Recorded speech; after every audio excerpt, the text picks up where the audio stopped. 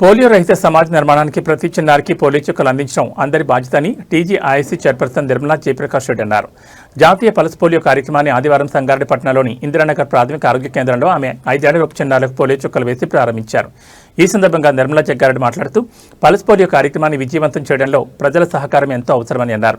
చిన్నారుల ఆరోగ్యవంతమైన భవిష్యత్తుకు 2 పోలియో చుక్కలే రక్షణ కవచమని అన్నారు.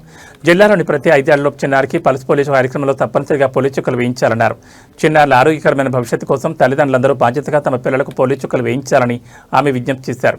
పోలియో రహిత సమాజ నిర్మాణంలో ప్రతి ఒక్కరూ భాగస్వాములు కావాలని పిలుపునిచ్చారు. ఈ కార్యక్రమంలో జిల్లా వైద్య ఆరోగ్య శాఖ అధికారి డాక్టర్ లలిత కుమారి, మున్సిపల్ చైర్పర్సన్ వనిత సంతోష్, కౌన్సిలర్లు, వైద్యులు, వైద్య సిబ్బంది తదితరులు పాల్గొన్నారు.